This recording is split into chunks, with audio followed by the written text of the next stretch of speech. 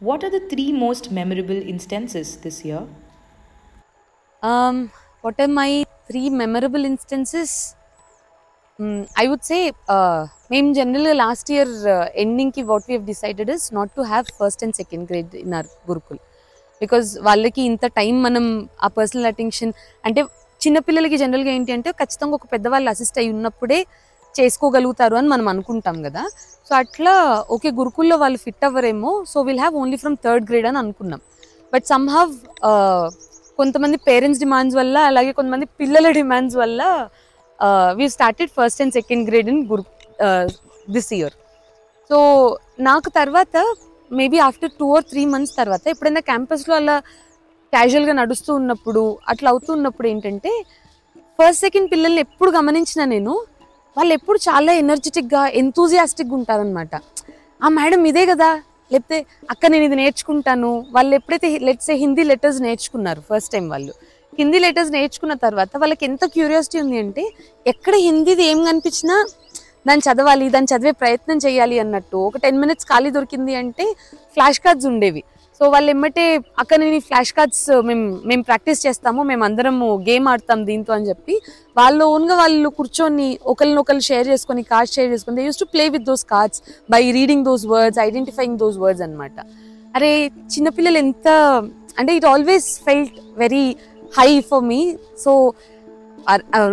It's nice to have those kids confident. We are also confident to see those kids learning on their own.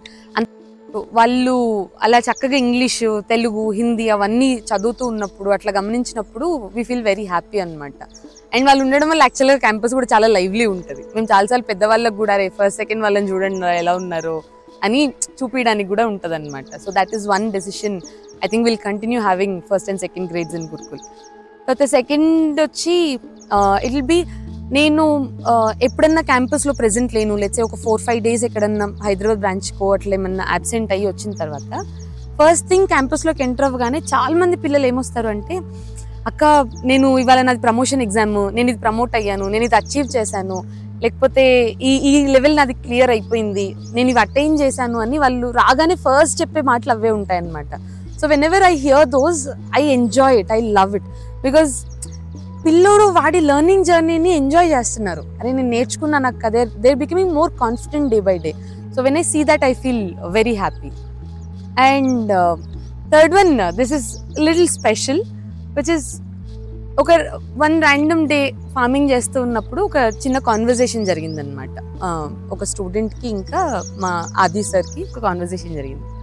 So ఆది sir నుండి, అరే ఇవన్నీ works ఇవన్నీ మంచిగానే ఉన్నాయి, పర్లేదు అన్నీ బాగా చేస్తున్నావు, బట్ పేరెంట్స్ అయితే ఇంకొద్దిగా ఎక్కువ ఎక్స్పెక్ట్ చేస్తారు కదా, ఈ టైం కూడా చదువుకే పెడితే ఇంకొద్దిగా ఎక్కువ నేర్చుకుంటావు అని అనుకుంటారు కదా, what do you feel about it అని అంటే, సో అన్న ఒక 2 minutes ఉండు అని చెప్పి అలా దారిలో వెళ్తూ లోపలికి వెళ్తూ ఒక 2 sweaters అక్కడ కనిపిస్తే ఒకటి ఈ చేతికి వేసుకొని ఏది బాగుంది అని అడిగితే 2 బాగున్నాయి అని అన్నాడంట. నేనేది వేసుకోవాలి అని అంటే, నీకేది కంఫర్టబుల్ అయితే అది వేసుకోరా అని చెప్పి అది ఈజ్ మూవింగ్ ఆన్. సో తనుండి అదే అన్నా నాకు ఈ సిస్టంలో నేర్చుకోగలననే కాన్ఫిడెన్స్ వచ్చింది, నేను చెయ్యగలను, ఇక్కడైతేనే ఖచ్చితంగా నేను ఇంకొద్ది ముందుకు వెళ్తాను, నేను చెయ్యగలను అనే ఫీలింగ్ నాకు ఎక్కువ ఇక్కడే వచ్చింది, ఇది నాకు సూట్ అవుతుంది కాబట్టి ఇదే నాకు కరెక్ట్ అని తను చెప్పినప్పుడు మేము లైక్ అరే అంత షార్ట్ టైంలో అంత స్పాంటేనియస్గా వాడికి ఆ థాట్ ఎట్లా వచ్చింది, దీన్ని ఎక్స్ప్లెయిన్ చేయాలి అనుకునే కమ్యూనికేషన్ అంటే అదే కదా, మనకు అనిపించిన దాన్ని అవతల వాళ్ళకి అర్థం చేయించడం కదా. సో ఆ 10-11 year old కిడ్కి అంత యునో క్లియర్ మైండ్ ఎలా వచ్చింది అనేది I felt surprised. So these are 3 memorable instances ఇప్పుడు మీరు అడిగితే.